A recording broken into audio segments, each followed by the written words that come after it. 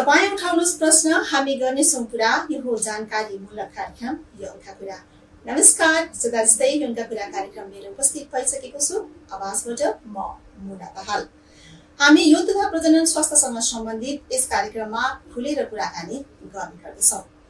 तपाईमा पनि कुनै समस्या छ, तपाईमा पनि कुनै जिज्ञासा छ, यौन तथा प्रजनन स्वास्थ्यसँग सम्बन्धित मनमा एकदमै गुन्स्याएर बसिराख्नु भएको छ भनेदेखि तपाईको लागि हामी एउटा सही चौतारी पनि हुन सक्छौं। तपाईलाई एउटा समाधानको प्रयास पनि हामी गर्नेछौं यस कार्यक्रममा विशेषज्ञ मार्फत नै। यस कार्यक्रममा हामीले तपाईले नै राख्नुभएका प्रश्न, जिज्ञासाहरूलाई पनि समावेश गर्दै आइरहेका छौं। हामीले यस कार्यक्रमलाई परिमार्जन गर्दै लगिरहेका छौं र हामीले तपाईका प्रश्नका साथसाथै एउटा विषयवस्तुमा पनि छलफल, बृहत छलफल, गहन छलफल गर्दै हामीले यस कार्यक्रमलाई अझ परिमार्जन गर्दै आइरहेका छौं। यस कार्यक्रमलाई प्रायोजन गरेको छ माता मनोकामना आरोग्य क्लिनिक पुतली सडक, त्यसैगरी ओम धन्वन्तरी आयुर्वेदिक हस्पिटल धुम्बाराई र नेपाल इन्स्टिच्युट अफ वुमेन सेक्सुअलिटीले गरेको छ। तपाईका पनि केही जिज्ञासाहरू छन्, प्रश्नहरू छन्, समस्याहरू छन् भनेदेखि तपाईले हामीलाई राख्न सक्नुहुनेछ। यौनका कुरा @gmail.com younka मा चाहिँ तपाईले आफ्ना समस्या, प्रश्नहरू चाहिँ राख्न सक्नुहुनेछ हामीलाई। त्यसैगरी तपाईले हामीलाई फेसबुक पेजबाट हेर्दै हुनुहुन्छ, हाम्रा यौनका कुरा युट्युब च्यानल सब्स्क्राइब गरेर हेर्दै हुनुहुन्छ, या हामीलाई चाहिँ टिकटकमा फलो गरेर हेर्दै हुनुहुन्छ भनेदेखि तपाईका पनि समस्याहरू छन् भनेदेखि तपाईले त्यही कमेन्ट बक्समा गएर पनि तपाईले आफ्ना समस्याहरूलाई चाहिँ राख्न सक्नुहुनेछ। तपाईले राख्नुभएका समस्याहरूलाई चाहिँ हामी आगामी हप्ताका कार्यक्रमहरूमा चाहिँ समावेश गर्दै जानेछौँ।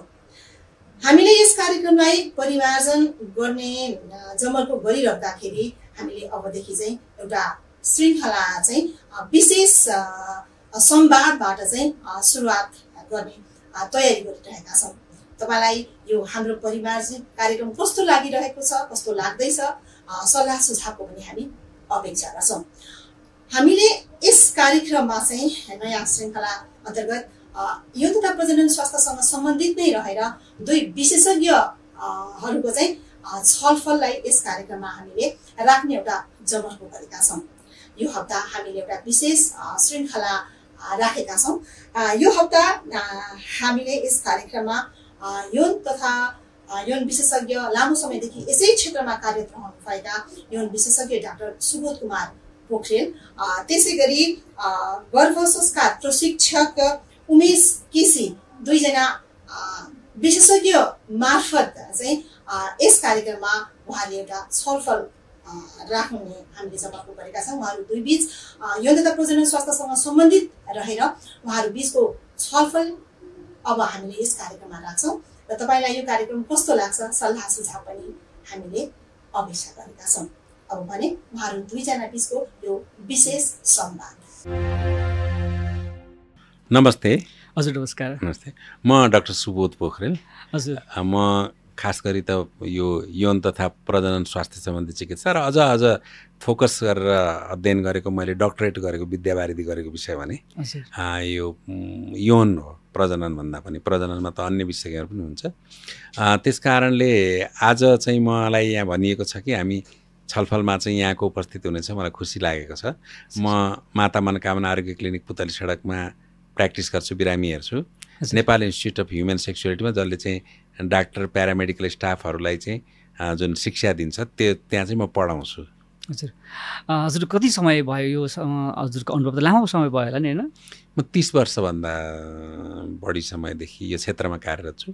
यद्यपि पढाउन थालेको चाहिँ थोरै समय 5-7 वर्षै भएको छ, तर प्र्याक्टिस गर्न लागेको त धेरै भयो। हजुर नमस्कार, म चाहिँ उमेश केसी, म चाहिँ पब्लिक स्पिकिङको सिग्नेचर एनालिस्ट र अहिले चाहिँ म अहिले नेपालमा चाहिँ यो किसिमको प्र्याक्टिस भइरहेको छैन। गर्भ संस्कारको सम्बन्धी चाहिँ मैले चाहिँ ट्रेनिङहरू अर्गनाइज गर्छु, काउन्सिलिङ गर्छु। जो चाहिँ बालबालिका, जो प्रेग्नेन्सी मदर हुनुहुन्छ उहाँहरूको चाहिँ गर्भकालीन समयभन्दा 3 महिना अथवा 6 महिना जुन गर्भ संस्कारको लागि एउटा पिरियड हुन्छ, प्रिपेयरिङ गर्ने पिरियड, त्योदेखिबाट जन्मेसम्मको अवस्थासम्ममा चाहिँ बच्चालाई कसरी चाहिँ सुसंस्कार दिने भन्ने विषयमा चाहिँ मैले कार्यक्रमहरू सञ्चालन गर्दै आइरहेको छु।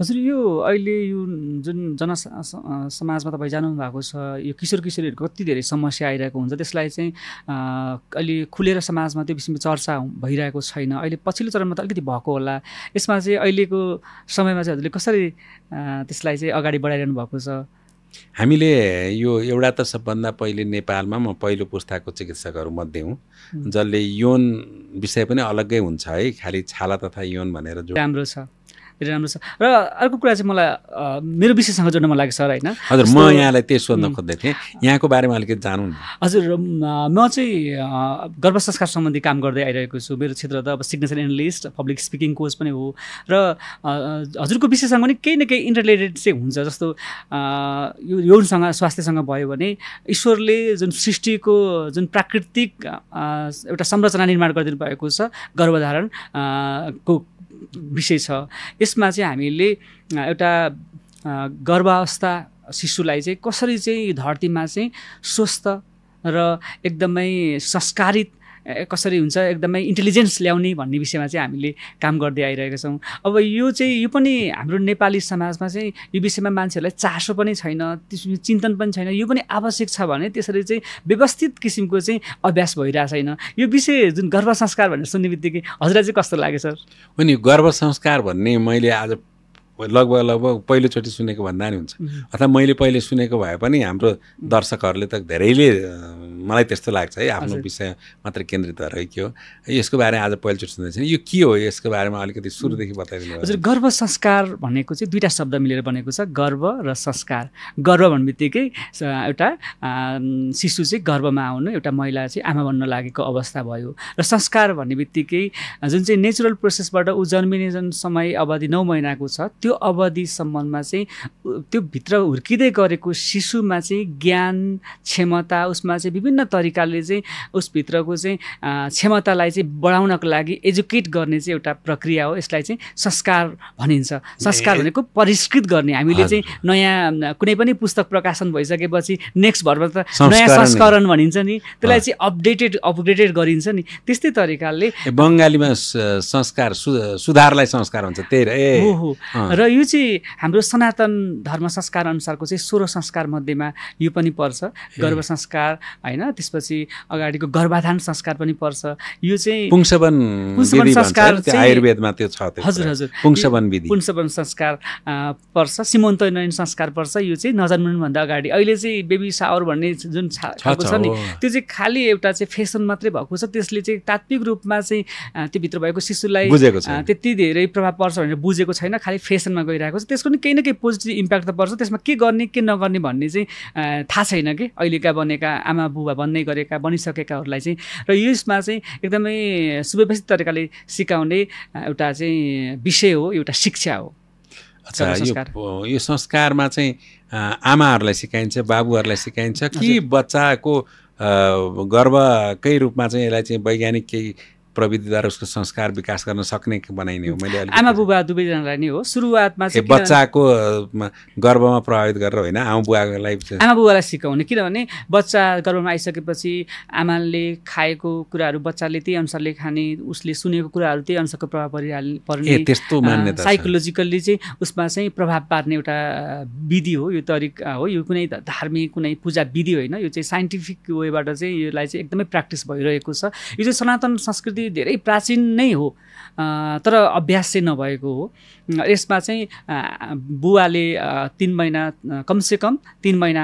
अगाडिदेखि नै खानपानदेखि लिएर उसको बानी बेहोराहरूलाई चाहिँ एउटा सन्तुलित बनाउने त्यस पछाडि चाहिँ आमाले चाहिँ 9 महिनासम्म र आमा बुबा दुवैजना सहकार्य गरेर चाहिँ यसमा चाहिँ एउटा सन्तुलित जीवनयापन कसरी हुन्छ खुसी कसरी हुन्छ राम्रो व्यक्तित्व धरतीमा ल्याउनको लागि चाहिँ गर्ने प्रयास हो यो चाहिँ सनातन आदि सभ्यता हाम्रो एउटा आर्य सभ्यतामा नै धेरै नै प्र्याक्टिस भएको छ अब मैले एउटा कुरो मैले अलिकति बुझ्न चाहेँ जस्तो यो पुरुषको चाहिँ त वीर्यदान गरेपछि त भूमिका सिद्धियो भनेर अहिले हाम्रो प्रजनन शास्त्रले चाहिँ त्यो कुरा बुझाउँछौँ हामीले पुरुषले त आफ्नो वीर्यमा भएको शुक्रकीट दिइसकेपछि जुन शुक्रकीटले बच्चा हुन्छ त्यसैबाट बच्चा हुने त्यहीँबाट जेनेटिक गुणहरू ट्रान्सफर हुने हो र पुरुषको भूमिका त्यहाँ सिद्धिन्छ। खालि उसले पछि आफ्नो बच्चा पाउन लागेको श्रीमतीको स्याहार सुसार त्यसलाई कसरी हेर्ने अथवा स्याहार सुसार भन्दा नि उसको रेखदेखको स्वास्थ्यको कुराहरू हेर्ने अनि बच्चा जन्मिसकेपछि उसलाई चाहिँ राम्रो ब्रटअप दिनुलाई हेर्ने कुरा मात्रै हो भने हामीले चाहिँ त्यसरी बुझाएको छौँ। अब अनि आमाको रोल चाहिँ हुन्छ र कता कता मैले यो कुरो चाहिँ सुनेको हुँ। गर्भमा आमा हुँदाखेरि चाहिँ आमाले सुनेको कुरा, आमाले गर्ने व्यवहार, आमा दिउँसो सुत्ने राति सुत्ने यस्तो कुराहरूले प्रभाव पार्छ भन्ने कुरा चाहिँ मैले सुनेको मात्रै हो। मैले त्यसबारे मलाई धेरै नलेज छैन, मेरो विषय यो नभए हुनाले। तर मैले जस्तो यो महाभारतमै उत्तरा चाहिँ के गर्भमा परीक्षित भएको बेलामा त्यो कथा सुनेर चाहिँ त्यो सुभद्राले त्यही अब यस्तो अलिअलि नलेज छ तर छैन। चक्रव्यूहभित्र कसरी अभिमन्यु निस्केको आधा सुने अनि अभिमन्यु जन्मिँदाखेरि चाहिँ त्यो उहाँको भन्ने छ नि त होइन। त्यो चाहिँ सुनेको म अलिक पुरानै पुस्ताको आफ्नो धर्म संस्कृति पढ्न खोज्ने मान्छे भएको मैले त यति बुझाएको छु भने अरूहरूलाई बुझाइदिनुहोस्। यो चाहिँ प्राचीनमा धेरै उदाहरणहरू छ सर। जस्तो राम जन्मिने समयको कालखण्ड र रावण जन्मिने कालखण्ड धेरै फरक छैन, सँगसँगै जस्तै हो। राम पनि राजाकै घरमा जन्मिनु भएको, रावण पनि राजाकै घरमा जन्मिनु भएको। अझ राम त क्षेत्रीको घरमा जन्मिनु भएको, रावण त झन् ब्राह्मण समुदायमा जन्मिनु भएको हो। तर उहाँको रावणको आमा चाहिँ कैकसी र रामको आमाको नाम चाहिँ कौशल्या होइन, कौशल्या हुनुहुन्छ। र त्यो ब्राह्मण कुलमा चाहिँ कसरी राक्षस प्रवृत्ति भएको चाहिँ व्यक्तित्व जन्मियो र रामकोमा चाहिँ कसरी, दशरथकोमा चाहिँ कसरी राम जन्मियो भने चाहिँ यसमा चाहिँ गर्व संस्कारको धेरै नै अभ्यास भएको चाहिँ भनेको मतलब रावण त ब्राह्मण थियो भन्ने मैले पनि कतै कतै सुने हो, ब्राह्मण।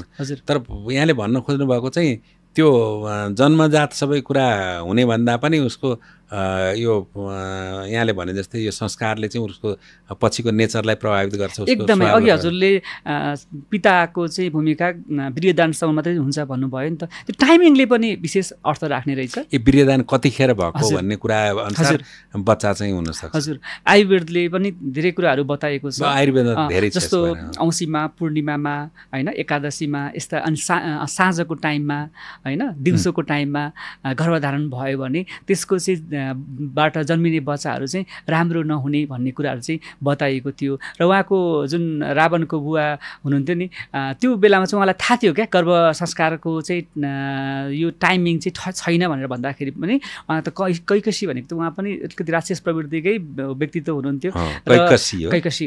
अनि त्यो चाहिँ राइट टाइम नहुँदाखेरि चाहिँ उहाँको जबरजस्ती जो चाहिँ रावणको आमाको जबरजस्तीको टाइमले चाहिँ त्यो टाइममा चाहिँ गर्भधारण गर्दाखेरि गर्भ संस्कारको सही उपयोग भएको थिएन। त्यसपछि चाहिँ राक्षस प्रवृत्ति जन्मिनु भएको हो। र त्यस पछाडि पनि अरू पनि कुम्भकर्ण पनि जन्मिँदाखेरि पनि गर्भ संस्कार भएन। त्यसपछि उहाँको बुवा हुनुहुन्छ नि त होइन, रावणको बुवा, उहाँले चाहिँ थाहा पाउनुभयो यो एकदमै हाम्रो कुलको त नाशक नै भयो, अब चाहिँ हामीले गर्भ संस्कारको सही उपयोग गर्नुपर्छ भनिसकेपछि बल्ल विभीषण जन्मेको हो। र रामको जीवन कालखण्डमा चाहिँ उहाँ जन्मिनुभन्दा अगाडि धेरै अगाडिदेखि नै उहाँका अझ दिलीप लगायतका, दशरथ लगायतको व्यक्तित्व अगाडिदेखि नै तपस्वीहरू हुनुहुन्थ्यो। तपस्वीकै कारणले गर्दाखेरि पनि यस्तो जन्मेको। र उहाँले चाहिँ रामको चाहिँ गर्भधारण भइसकेपछि उहाँले चाहिँ दरबारको खानपिन पुरै त्याग्नु भएको थियो। दरबारमा त अरूले दिएका अथवा जनताबाट आएको नै चिज खाने हो। त्यसमा भावनामा मिसावट त्यो आउँछ, भाइब्रेसनहरू, नेगेटिभ भाइब्रेसनले पनि हुनसक्छ भनेर उहाँले चाहिँ आफ्नो गुरु वशिष्ठको आश्रमबाट चाहिँ खानाहरू खाएर म सन्त, एकदम शान्त आदर्श व्यक्तित्व चाहिँ म सन्तान जन्माउँछु भनेर उहाँले त्यो प्रकारको। अनि अर्को उदाहरण पनि म हजुरलाई दिन चाहन्छु, जुन चाहिँ अघि मैले राम र रावणको कुरा भने। अनि प्रहलाद जन्मिने जुन परिवार छ उहाँ चाहिँ फेरि राक्षसी कुलमा जन्मिनु भएको हो कि, हिरण्यकशिपुको छोरा हो नि त। र उहाँको चाहिँ अब उहाँ विष्णुको पुरा राक्षसकै हो नि त, त्यो घरमा कसरी चाहिँ आयो त प्रहलाद होइन, भक्त कसरी जन्मियो। हजुर, साइन्सले पनि अहिले यो पत्ता लगाएको छ, इपिजेनेटिक्स थ्योरीको जुन अहिले अवलम्बन गरिरहेको छ, यसले चाहिँ डिएनएबाट आउने जेनेटिकली कुराहरू हुन्छ, त्यसले चाहिँ एक्सप्रेसन जुन डिएनएको जुन गुणहरू छ त्यसलाई एक्सप्रेसन रोक्न पनि सकिन्छ भनिएको छ कि। त्यो चाहिँ गर्भ संस्कारको माध्यमबाट आमा बुबाले खानपान, विशेष गरी आमाले गरेको खानपानको माध्यमबाट, सोच विचारको कारणले गर्दाखेरि ध्यान साधना, जप र एकदमै म्युजिकहरू राम्रो राम्रो सुन्ने, धेरै नेगेटिभ वातावरण नबस्ने गर्दाखेरि चाहिँ इपिजेनेटिक्सको जुन थ्योरीकोबाट चाहिँ जुन डिएनए अनेकमाबाट जुन प्रकारको एक्सप्रेसन हुन्छ अथवा कतिपय रोगहरू पनि बुवाको माध्यमबाट आइरहेको छ भने त्यही रोक्नको लागि पनि यो प्रकारको गर्भ संस्कारले गरिन्छ भनेर साइन्सले पनि यो कुरा अथवा मैले यसो भने म गल्ती हुन्छु बुवाको चाहिँ सही ठिक हुन्छु कि हुन्न भन्ने मैले खोजेँ यो बुवाको चाहिँ गर्भधान गर्ने बेलाको उसको चाहिँ खानपिन जो वीर्य उत्पादनको अगाडिको बेलाको खानपिन उसको एकदमै ख्याल गरेर राम्रो हुन्छ नेचर त्यसले जो माने गर्भधान गर्न पनि प्लानिङ गर्नुपर्छ भन्ने अहिले प्लानिङ भन्छौँ नि हामी अहिले प्लानिङ भने चाहिँ हामीलाई उपयुक्त भएर प्लानिङको कन्सेप्ट त अहिले पनि आएको देख्छु म तर यति डिपमा चाहिँ बुझेको जस्तो देख्दिनँ पिताको पनि प्लानिङ हुनु पर्यो अनि माताको त गर्भधारण भइसकेपछि हुनु पर्यो बरु त्यसरी पो बुझ्दा यहाँ चाहिँ के भनिन्छ भने जन्मेपछि चाहिँ आमा भयो भन्छन् क्या हाम्रो गर्भ संस्कारको चाहिँ हाम्रो थ्योरीबाट हाम्रो प्र्याक्टिसबाट के भन्छ जब हामी चाहिँ अब बच्चा जन्माउने है भनेर जुन दिन सोध्छौँ नि त्यो दिनदेखिबाट तपाईँ हामी जो चाहिँ गर्भधारण अथवा बच्चा जन्माउन लागेको छ आमा बुवा त्यतिखेरदेखि नै बच्चा तपाईँको मस्तिष्कमा आइसक्यो त्यो चाहिँ टेक्निकल्ली प्राविधिक रूपमा चाहिँ एउटा नआएको मात्रै हो त्यो बेलादेखि चाहिँ सोच विचार कस्तो बच्चा जन्माउने हैन कस्तो प्रकारको चाहिँ बानी व्यवहार भएको कस्तो किसिमको सोच विचार भएको यो समाजलाई कस्तो आवश्यक परेको छ भन्ने कुरा चाहिँ एकदमै एउटा भिजन चार्ट बोर्ड बनाएर चाहिँ राम्रोसँग चाहिँ एउटा प्रोग्रामिङ गरेर चाहिँ त्यो प्रकारको चाहिँ तयारी गर्यो भने चाहिँ बल्ल त्यो चाहिँ प्लानिङ प्रेग्नेन्सी प्लानिङ भन्ने हुन्छ क्या अहिले त अन्धाधुन्दा होइन कोही चाहिँ हनिमुन जाँदाखेरि होटलमा जाँदाखेरि काहीँ चाहिँ त्यतिकै पनि ओहो म त प्रेग्नेन्सी भएछु होइन अपरचोट पछि ओहो म त बच्चा जन्माउने भएछु भने त्यो चाहिँ सरप्राइजिङ भइरहेको छ त्यो सरप्राइजिङबाट आएको बच्चाहरू चाहिँ जस्तो सुकै आत्मा पनि आउन सक्छ अब मैले यो भन्न चाहेँ भने कि बच्चा पाउनको लागि नै प्रपर प्लानिङ हुनुपर्छ अनि त्यसकारण यौन सम्बन्धको पनि एउटा निश्चित टाइमिङ सीमा त्यसको हुनुपर्छ ताकि जुन बेला पनि गर्भ बस्यो भने त्यो बग्रालाई कायम नराख्ने आधुनिक सिद्धान्त पनि केही हदसम्म ठिक हो भन्ने पनि म ठिक बोलेँ हजुर एकदमै हजुरले सही भन्नुभयो अब ओभुलेसनको टाइम पनि त डक्टरले भनिरहनु भएको हुन्छ कतिपय टेक्निकली कुराहरू पनि आइरहेको हुन्छ त्यो टाइममा चाहिँ हामीले चाहिँ गर्भ संस्कार साँच्चीकै कोही व्यक्ति चाहिँ गर्भ संस्कार गर्ने हो भने चाहिँ उसले ज्योतिषलाई भेट्नुपर्ने हुन्छ ज्योतिषमा चाहिँ उसको कुण्डलिनी देखाएर चन्द्रमाको अवस्था बृहस्पतिको अवस्थाहरू बुझेर चाहिँ यो टाइम चाहिँ उसको लागि ठिक छ कि छैन भन्ने चाहिँ हेरेर त्यो कालगणनाहरू बुझेर गर्दाखेरि चाहिँ त्यो एकदमै राम्रो हुने गर्छ अर्थात् अर्को रूपमा चाहिँ जस्तो यो कालगणना ज्योतिषमा किन देखाउने भन्ने कुरा कतिले गर्न सक्छन् होइन मैले नै किन नदेखाएको कोही म ज्योतिषमा केही हदसम्म विश्वास गर्छु तर अर्को मेरै पुस्ताको गर्दैन म पनि पुरा रूपमा त्यही सबै कुरो होइन भन्छु होइन त्यस्तो कुरो होला तर यो के ग्रह नक्षत्र हाम्रो चाहिँ जुन सनातन मान्यताको पूर्वीय दर्शन अनुसारको ग्रह नक्षत्रको पोजिसन घडी पलाहरू अनुसारको त्यो पोजिसन चाहिँ त्यो मान्छेको सम्पूर्ण प्रणालीमै परिवर्तन ल्याउन सक्ने हो भन्ने छ यो कुरा पनि जोडिया छ भन्ने बुझ्दा हजुर यो चाहिँ व्यक्ति भनेको त साइकोलोजिकल इम्प्याक्ट परिरहेको हुन्छ सबै ग्रहको प्रभावहरू त उसको शरीरमा विभिन्न हात खुट्टामा पर्ने होइन उसको त मानसिकतामा पर्ने हो नि त अब मानसिकतामा पर्दाखेरि एकदमै विशेष गरेर कोही मान्छे चाहिँ औँसी अथवा पूर्णिमामा विशेष गरेर जन्मिएको व्यक्ति छ भने उसलाई चाहिँ एकादशी पूर्णिमाको टाइममा चाहिँ एकदमै मन चञ्चलता भइरहेको हुन्छ किनभने हामीले यसो बुझिरहेको हुन्छौँ कि पूर्णिमाको समयमा चाहिँ पृथ्वीमा सागरमा चाहिँ ज्वारबाट आइरहेको हुन्छ होइन उसको मानिसको भित्र भएको पनि भावनाहरूमा त्यतिकै तरङ्गहरू आइरहेको हुन्छ त्यो बेलामा यदि आमा बुबा चाहिँ दुःखी भएको समयमा चाहिँ बच्चा बस्यो भने होइन एग्रेसिभ भइरहेको दिनभरि चाहिँ कुनै सासु र बुहारी बिच झगडा परेको थियो अथवा छिमेकीसँग चाहिँ स्ट्रेस भइरहेको थियो त्यस्तो केही किसिमको अवस्था भएको छ त्यो बेलामा चाहिँ गर्भधारण भयो भने त्यो बच्चामा चाहिँ राम्रो किसिमको चाहिँ हुँदैन साइकोलोजी इम्प्याक्ट चाहिँ एकदमै नेगेटिभ पर्छ त्यसैले प्रि प्लानिङ गर्ने हो भने चाहिँ त्यो टाइमिङ चाहिँ उसको चाहिँ चन्द्रमाको अवस्थादेखि लिएर धेरै कुराहरू चाहिँ विचार गर्यो भने साँच्चीकै यदि गर्भ संस्कारै गर्यो भने चाहिँ यस्ता कुराहरू चाहिँ विचार गर्दा अझ राम्रो हो अहिलेको आधुनिक चिकित्सा विज्ञानमा पनि सेटल्स मेथड भन्ने एउटा कुरा आएको छ कि छोराछोरी कसरी जन्म जस्तो आयुर्वेदको एउटा मान्यता छ चाइनिज क्यालेन्डरको पनि एउटा मान्यता छ होइन अनि हाम्रो जुन यो अहिले पश्चिमी मोडर्न मेडिसिन भनौँ न त्यहाँ पनि अब यौन प्रजनन स्वास्थ्यले चाहिँ अहिले धेरै पत्ता लागिसकेको अवस्था छ सेटल्स भन्ने एउटा वैज्ञानिकले 1960को दशकतिर चाहिँ आएर चाहिँ यो छोरा हुन सक्ने सिद्धान्त के खाँदाखेरि चाहिँ उहाँले वैज्ञानिक अब यहाँ आज म त्यो विषयमा धेरै गइनँ उहाँले वैज्ञानिक रूपमा चाहिँ के खाँदाखेरि शरीरमा अनुकूल परिवर्तन आएर चाहिँ छोरा जन्मिन सक्छ के खाँदा छोरी जन्मिन सक्छ अनि जेनेटिक रूपमा पनि कुन कुन जिनहरू कति कति जस्तो अहिले हामीले विभिन्न देख्छौँ नि अर्टिस्टिक बच्चाहरूको पहिचान भइरहेछ यो त्यो कुरासँग त्यही कुरा चाहिँ यहाँ अहिले नयाँ विज्ञानमा प्रतिफलित भएको भनौँ भने म गल्ती हुन्छु? जस्तो गर्भ संस्कारले चाहिँ छोरा जन्माउने अथवा छोरी जन्माउने भनेर चाहिँ अनुमोदन गर्दैन होइन। छोरा र छोरी दुइटै नै समान हुनु आफैमा जन्माउने नियन्त्रण गर्ने भनेर मैले त्यसले प्रभाव पार्छ भनेर भन्ने आधारमा उसले निष्कर्ष छोराछोरी पाउन चाहनेलाई त्यो एउटा गाइडेन्स दिन मिल्ने निकालेको छ उहाँ होइन। आयुर्वेदमा पनि छ गर्भ संस्कारमा चाहिँ पुंसवन संस्कार। पुंसवन संस्कार भनेको पनि लगभग गर्भ त्यसमा चाहिँ औषधिहरू हुन्छ होइन।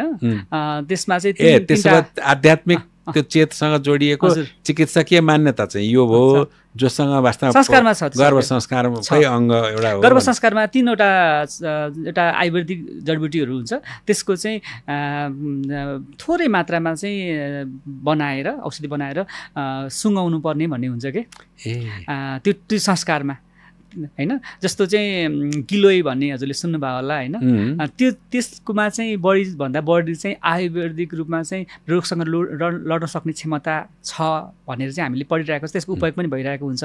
अनि सुँग्दाखेरि खाँदा त्यसको असर पर्न सक्छ। सुँग्दाखेरि चाहिँ उसभित्र जुन गर्भवती महिलाले चाहिँ सुँग्दाखेरि मेरो बच्चा चाहिँ यति धेरै रोगसँग लड्न सक्ने क्षमता भएको स्वस्थ बच्चा जन्मोस् भन्ने एउटा इमोसनल पनि आउने भयो। अर्को कुरा चाहिँ बर पिपलको पनि जोडिने चिज छ त्यसमा होइन। बर साइकोलोजी बढी छ यसमा सर है। बर जति धेरै फैलिन्छ त्यसले धेरै व्यक्तिहरूलाई चाहिँ एउटा शीतलता प्रदान गर्न सक्छ। त्यसपछि आयुर्वेदिक धेरै गुण छ। त्यसै गरेर यो जन्मिने बच्चा चाहिँ मेरो मात्रै नभएको एउटा सारा विश्व जगतकोलाई चाहिँ एउटा राम्रो देशको लागि समाजको लागि विश्वको लागि जन्मोस् भन्ने त्यो अभिप्राय एउटा साइकोलोजिकली अनुमोदन गर्ने खालको चाहिँ प्र्याक्टिस होला सायद। तर यसमा चाहिँ त्यसमा चाहिँ नाकमा यो नाकबाट सुँग्दाखेरि छोरी योबाट सुन्दा छोरी भन्ने खालको चाहिँ त्यो अभ्यास चाहिँ छ। तर त्यो चाहिँ साइन्टिफिकल्ली प्रुभ नभएको भएर त्यति धेरै चाहिँ हामीले यसलाई चाहिँ बढी अनुमोदन साइन्टिफिकल्ली प्रुभ हुन त एउटा अर्गनाइज शिक्षा चाहिएला त्यो खै त्यसमा। तर आयुर्वेदले त्यो कुरा चाहिँ भन्छ कि सुन्दाखेरि दाहिनेबाट देब्रेबाट सुन्नुपर्छ भन्ने छ। त्यही कुरा मैले भन्नु लागेको मैले आफ्नो विशेषमा रिलेट गरेर भन्नु लागेँ। त्यो के भनेदेखि जस्तो हाम्रोमा पनि हाम्रो यौन चिकित्साको क्षेत्रमा हुने यार्सा गुम्बा अथवा पाँचौँले वा अश्वगन्धा आदि इत्यादि जुन प्रोडक्टहरू छ नि त शिलाजितहरू यिनीहरूको भूमिका चाहिँ प्रमुख देखिएको हुन्छ होइन। यिनीहरूले चाहिँ यौन ऊर्जालाई चाहिँ बढाउँछ भनेर त्यो वास्तवमा तत्कालै त्यो भाइग्रा जस्तो इफेक्ट गर्ने हो कि होइन भन्ने कुरामा फेरि अर्को उसमा जाउँला। तर तिनीहरू त अझ राम्ररी भित्रैबाट शरीरको बिग्रेको कुराहरूलाई सुधार गरेर सम्पूर्ण ऊर्जा बढाउँदै यौन ऊर्जालाई चाहिँ अलिक बढाउनलाई यार्सा गुम्बाको बढी महत्त्वपूर्ण हुन्छ भनेर अहिले विभिन्न औषधिहरू पनि निस्किन थालेको अवस्था छ।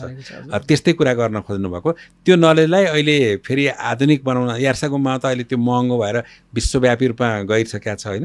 त्यो यार्सा गुम्बा किन प्रचलित भयो भन्दा परम्परागत मान्यताबाटै आएको हो नि त। त्यसलाई स्वीकार गरेको हो नि आधुनिक साइन्स। त्यस्तै यहाँले पनि यो पुंसवन विधिलाई चाहिँ आधुनिक सोच भएको मान्छेले पनि बुझ्न जरुरी छ भने अहिले चाहिँ सर भन्नुहोस् त। होइन मैले भनेको यसको औपचारिक शिक्षाको अथवा यसको औपचारिक यो क्षेत्रको चाहिँ रिसर्चहरू भएदेखि अझ राम्रो हुन्थ्यो होला होइन। यसको एकदमै व्यापक भइरहेको छ सर होइन। विशेष गरेर इन्डियामा कुरा गर्नु पर्दाखेरि चाहिँ गुजरातमा यसको धेरै व्यापक चाहिँ विभिन्न सङ्घ संस्थाहरूले चाहिँ अनलाइनबाट विभिन्न बुकहरू प्रोडक्सन गरिरहेको छ। अनलाइनमा एप्सहरू माध्यमबाट गरिरहेको छ। हामीले पनि एउटा सुरुवात गरेका छौँ शुभसृष्टि गर्भ संस्कार भनेर। नेपालमा चाहिँ के भएको छ मलाई त्यो यसमा त्यति धेरै प्र्याक्टिस नै छैन। अब जस्तो डक्टरहरूमा गयो भने चाहिँ यो बेला चाहिँ राम्रोसँग राम्रो कुराहरू सुन्नु, धेरै स्ट्रेसमा नबस्नु, पुस्तकहरू पढ्नु, भागवतहरू सुन्नु, यस्तो साधारण तरिकाले भनिएको छ। तर व्यवस्थित रूपमा चाहिँ अर्गनाइज चाहिँ भइरहेको चाहिँ छैन सर। यो गर्न चाहिँ एकदमै जरुरत छ। अनि अर्को कुरा किन जरुरत छ भन्दाखेरि अहिलेको जेनेरेसनको चाहिँ बच्चा भनेको चाहिँ कि एउटा हुन्छ मुस्किलले दुईवटा,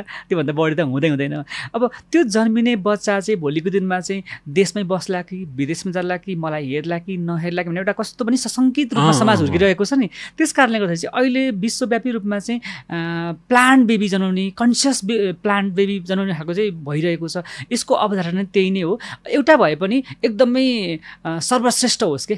अहिले हामीले चाहिँ आफ्नो संस्कारहरूलाई बोकेको हुन सकोस्, आफ्नो मान्यताहरूप्रति होस् भन्ने कुरा माने राम्रो संस्कार लियोस्, आफूलाई हेर्ने होस्, समाजलाई हेर्ने होस्, देशलाई हेर्ने होस्। अझ भन्यो भने अहिलेको युगमा चाहिँ यो समाजमा चाहिँ कुन चाहिँ प्रकारको समस्या छ होइन। हामीले त खालि जन्माउनुको लागि मात्रै जन्माएको हुन्छ नि, तर उसमा चाहिँ उसले चाहिँ के गरोस् भनेर सोचेका हुँदैन क्या। अहिले हेर्नु न कत्रा समस्याहरू छ। जस्तो HIV सम्बन्धी कति धेरै विश्वव्यापी समस्या छ। यसलाई चाहिँ समाधान गर्ने एउटा यस्तो खालको चाहिँ औषधि विज्ञान पत्ता लगाउने मेरो सन्तान होस् होइन।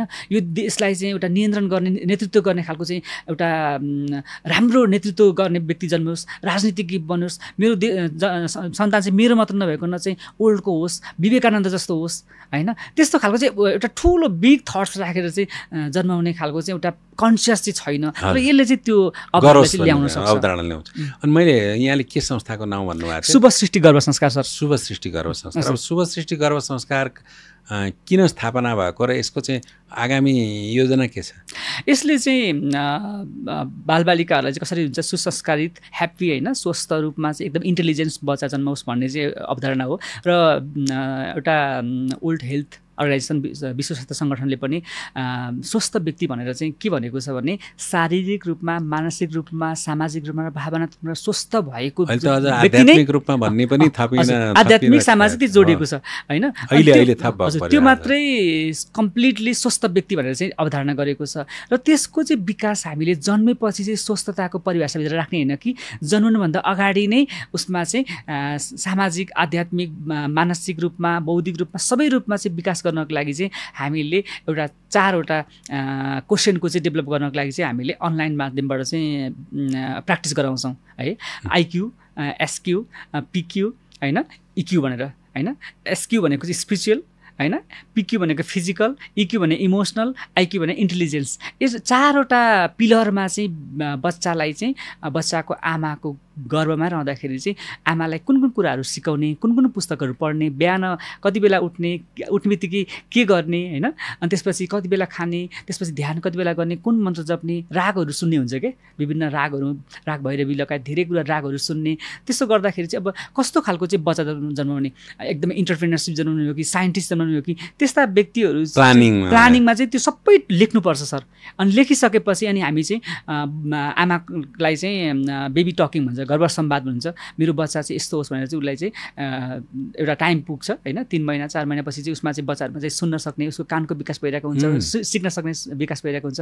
अहिले त एउटा यस्तो बुक पनि बनेको छ, the secret life of unborn child भन्ने एउटा बुक पनि प्रकाशन भएको छ। बच्चाले चाहिँ सङ्गीतलाई सुन्ने, त्यसपछि सुनिसकेपछि प्रतिक्रिया दिने, सिक्न सक्ने, विभिन्न भाषाहरू सिक्न सक्ने, र त्यो जन्मिसकेपछि फेरि त्यहीसँग रिलेटेड चाहिँ कुराहरू चाहिँ छिटो सिक्न सकिन्छ। जस्तो तपाईँ हामीले देखेका छौँ नि, नेवारी कम्युनिटीमा जन्मेको बच्चाहरू कति छिटो नेवारी सिक्छन् होइन, अमेरिकन बच्चाहरू कति छिटो अमेरिकन ल्याङ्ग्वेजहरू सिक्न सक्छ, इङ्ग्लिस ल्याङ्ग्वेज सिक्न सक्छ। भनेपछि बच्चाले चाहिँ गर्भ नहुँदाखेरि चाहिँ उसले बढीभन्दा बढी सुनेकै कुराहरू नै सिक्ने रहेछ नि त। हजुर। अनि मलाई एउटा कुरा लाग्यो के भने यो त अत्यन्त महत्त्वपूर्ण जस्तो लाग्यो मलाई अहिले यहाँको कुरा सुन्दाखेरि। हजुर सर। यो महत्त्वपूर्ण कुरालाई अब यहाँले एडभोकेसी गरिरहनु भएको छ, मैले त्यो बुझेँ होइन।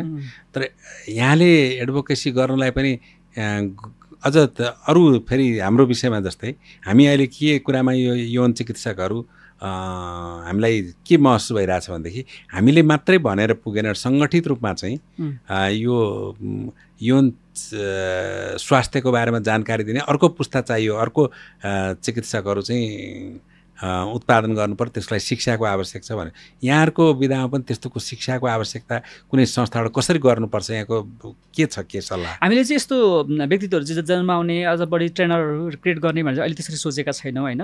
हामीले चाहिँ कसरी हुन्छ, नेपालका जो अब आउने जेनेरेसन छ कसरी हुन्छ, देशको लागि होइन, समाजलाई कसरी चाहिँ सात्विक बच्चा कसरी हुन्छ, राम्रो सदाचारी व्यक्तित्वहरू जन्माउने भन्ने कुराहरू चाहिँ त्यो बारेमा चाहिँ सोचिरहेका छौँ। र यसलाई चाहिँ सङ्गठित बनाउनको लागि चाहिँ हामीसँग धेरै व्यक्तित्वहरू चाहिँ चाहिन्छ। हामीलाई योगा टिचर चाहिन्छ, त्यस्तै गरेर गाइनोकोलोजिस्ट चाहिन्छ, त्यस्तै गरेर आयुर्वेदिक डक्टरहरू चाहिन्छ होइन, त्यस्तै गरेर पोषणविदहरू चाहिन्छ। यी समग्रको टिम बनाएर ज्योतिषहरू, पण्डितहरू सबैलाई चाहिँ समग्रमा लिएर चाहिँ हामी चाहिँ एकदमै साइन्टिफिक र हाम्रो जुन चाहिँ वेद र विज्ञानलाई जोडेर चाहिँ लान। अब यसमा मैले एउटा कुरो भने जस्तो यौन व्यवहार उसको कति सन्तुलित र कति रहन्छ भन्ने कुराको पनि निर्धारण गर्न सक्ने चाहिँ किसिमको संस्कार हुनुपर्छ। किनभने धेरै जसो सामाजिक विकृतिको कारणहरू, पारिवारिक विकृतिको कारणहरू, पारिवारिक द्वन्द्वहरूको कारणहरू चाहिँ यौन व्यवहार मान्छेको सन्तुलित नभएको कारणले हो। यौन चाहिन्छ पनि तर व्यवस्थित कसरी गर्ने भन्ने थाहा छैन भन्दाखेरि त्यस्तो व्यवहारलाई सन्तुलित गर्न पनि यो यो गर्भ संस्कारले हुनसक्छ भनेर मैले अलिकति आग्रह साथ केही हजुर एकदम सही र एकदमै राम्रो प्रश्न गर्नुभयो। अहिले चाहिँ मेडिकल साइन्सले चाहिँ के भन्छ भने गर्भधारण भइसकेपछि 3 महिनासम्म चाहिँ तपाईँहरूले चाहिँ यौन व्यवहार गर्न मिल्दैन हैन, भर्सक नगर्नु र लास्ट 3 महिना नि भर्सक नगर्नुहोस् हैन भन्नुभएको छ। अनि बीचको टाइम चाहिँ एकदम सेफ टाइम हो, त्यो बेला चाहिँ गर्नुहोस् भनेर भनिन्छ। तर गर्भ संस्कारले चाहिँ र आध्यात्मिक विज्ञानले चाहिँ यसलाई चाहिँ रोक्छ सर, वर्जित गरे। किन त भन्दाखेरि त्यो बेलामा जुन इन्टरकोर्स अथवा त्यो यौन व्यवहार गर्यो भने 3 महिनापछि चाहिँ उसको चाहिँ इमोसनल डेभलप हुँदै गइरहेको हुन्छ, उसमा चाहिँ न्युरोन्सहरूको चाहिँ कनेक्सन डेभलप भइरहेको हुन्छ। उसले चाहिँ भले उसले नबुझे पनि उसको चाहिँ सबकन्सियस माइन्ड डेभलप भइरहेको हुन्छ। त्यसमा चाहिँ गएर यो विषय चाहिँ नेगेटिभ वेबाट चाहिँ बसिरहेको हुन्छ र यसले चाहिँ पछि चाहिँ जन्मिसकेपछि चाहिँ अनटाइमली अथवा यौन व्यवहार जुन बेलामा हुनुपर्ने जुन ब्रह्मचर्य हामीले चाहिँ अवधारणा छ नि त्यसमा चाहिँ असर पर्छ। त्यसैले चाहिँ गर्भ धारण भइसकेपछि त्यो चाहिँ एउटा जीवित जागृत व्यक्तित्व हो भनेर चाहिँ त्यसलाई चाहिँ सम्मानको साथ त्यो एउटा भगवानको अस्तित्व आएको छ, दैवी शक्ति आएको छ भने चाहिँ यसलाई रेस्पेक्टेड वेबाट चाहिँ हामीले चाहिँ संस्कारित र पालन पोषण गर्नुपर्छ भने चाहिँ गर्भ संस्कारले भन्छ। यसलाई चाहिँ वर्जितै गर्नुपर्छ। ब्रह्मचर्य भने चाहिँ फेरि यौन सम्पर्क नराख्ने कुरा चाहिँ होइन, मैले हामीले व्यवस्थापन हो। ब्रह्मचर्य चाहिँ व्यवस्थापन हो। त्यसकारणले गर्दाखेरि हामी फेरि यो दोस्रो त्रैमासिक जुन गर्भधारण गरेर त्यतिखेर यौन सम्पर्क गर्नुहुन्छ भनेर किन भनिएको भन्ने बारेमा फेरि हाम्रो विज्ञानमा चाहिँ अलिक छ, त्यो बारेमा हामी कुनै दिन छलफल गर्ने। यहाँले आफ्नो तर्क दिनुभयो, असाध्यै मलाई लाग्यो, म पनि अध्ययन गर्छु। हामी फेरि आफ्नो विषयबाट त अध्ययन गर्छु, यहाँको विषयबाट पनि म हेरौँला। त्यस्तै यहाँले पनि हाम्रो विषयमा पनि अलिकति अध्ययन गरिदिन म अनुरोध गर्छु र त्यो गरेर हामी फेरि अर्को कार्यक्रमहरूमा कुनै बेला हामी भेट भयो भने फेरि त्यसबारे सल्लाह गरौँला नि, हुन्न? हुन्छ सर, हस्। एकदमै खुसी लाग्यो हजुरसँग कुराकानी गर्नु पाउँदाखेरि, किनभने समाजमा हजुरको कुराहरू पनि एकदमै सरकारतर्फबाट उदासीन भइरहेको विषय हो। तर यो गर्भ संस्कार त मान्छेको चेतनामा सोचमै नै नभएको विषय हो। त बरु हाम्रो क्षेत्रमा त के भएर चाहिँ यहाँहरूको क्षेत्रमा त कति हामी पछाडि रहेछौँ भन्ने पो एकदमै आवश्यक छ सर। अब कुनै समय भने अझ यसलाई धेरै डिटेलमा नै छलफल गरौँला सर, धेरै लामो पनि भइसक्यो जस्तो लाग्छ। ठिक छ।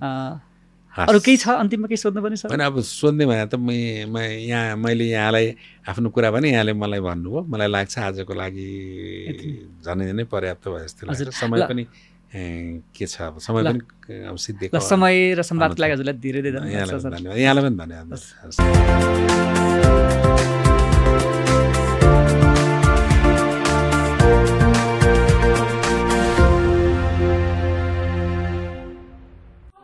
यौन समस्या र जिज्ञासाका साथै घरेलु उपचार विधिबारे डाक्टर सुबोध कुमार पोखरेल